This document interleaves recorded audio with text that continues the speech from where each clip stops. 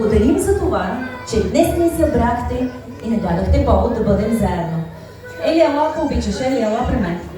По-добре да бъде при нас. Дай ръчичка, дай. Ето я, мама, да.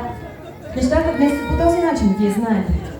Прегърни го това дете, за да се успокои, а ние да ви пожелаем днешния ден да бъде начало на една вълшебна приказка, която заедно ще съградите. И ние всички на крака ви посрещаме и ви казваме: бъдете благословени в делата си, вярно. Обичайте се и вървете по своя път.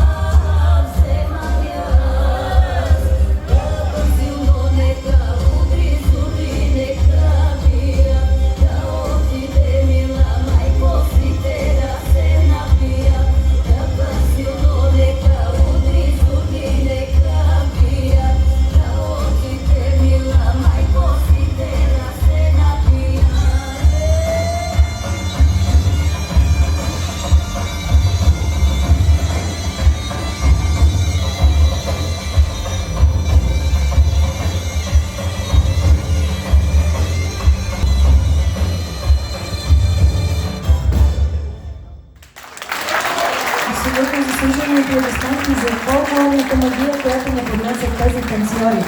Сега ще се обърна към вас като младоженци. Бялото платно е посипано с рози, затова ще ви помоля да минете по него и да застанете в средата, маестро малко музика, за да можем да ви кажем, че бялото платно е символ на онази безоблачност, която заедно ще съградите. Пристъпете на бялото платно заедно със своите кумове, а ние днес ще ви пожелаем да е много волно на душата ви и много красиво във всичко това, което се случва. И така, скъпи родители, днешният ден е толкова значим за вас и до някъде значим и за тях. Вие ни дадохте повод днес да бъдем заедно, хората, които дадохте живот. На майките благодаря за това, че отгледахте тези невероятни деца. Знам, че са доста ревливи цялата им фамилия, затова просто ще кажа така. Трябва да ми дадеш няколко обещания. Нямаш избор просто. Защото е редно хората да разберат, че ти си достоен мъж. И тъй като си взел най-хубавото момиче в околията, в областта, в държавата, в континента, то няма как да не ми обещаеш няколко неща. Калин Василев, вие днес, без този дато мина в редалната за мен. Калин Василев, вие днес взехте най-красивата жена. Ще обичате ли? Ще й вярвате ли? Ще бъдете с нея само в хубави мигове, защото в трудности въобще не коментираме да има такива. Да? Да. Калин Василев, съгласен ли сте да давате цялата заплата на жена си? Това не беше правилен отговор. Кумът ли те научава на такива неща? Добре, дръж си заплатата, за да дойде следващият въпрос. Съгласен ли си да водиш жена си всяка година на различни топли места? Започваме с Малдивите. Не ги слушай. Заплатата вече я взехме. Да. Тогава сега ще кажем така. Редно е да го кажем. Бива да целунеш жена си. Поне един път. Горчиво! Горчиво! Скъпи родители, заповядайте сега при нас, за да направим този празник още по-забележителен. Ще помоля и танцорите да дойдат. Елате при нас сега, четиримата. Казват, че по стара българска трик захранването става с мед и сол. За да е много хубав живота ви, ще поканя свекървата, която ще очупи две еднакви залъчета от питката и ще ви потопи в мед. Не е лесно, да. Предполагам, че по-голямото парче ще е за Калина, но то някак се вижда, че е по-редно да бъде така, нали? Да. Ма ти ще гледаш да се равни, защото ще кажа свекърва, нарочно е заради това. Ето меда е тук. Така че първите парчета ще бъдат потопени в мед, за да е много сладък и много съвършен животът семейен, който заедно ще съградите. Добре си дошла, казва свекървата в този момент. Залъкът е доста голям. Няма да коментирам думите. Нали, голям залък вземи, голяма дума не казвай.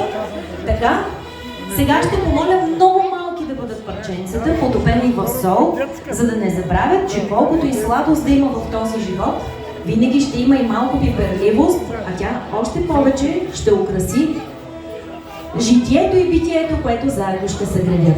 Малки ще бъдат тези парченца и отново ви захранваме от ръката на свекървата.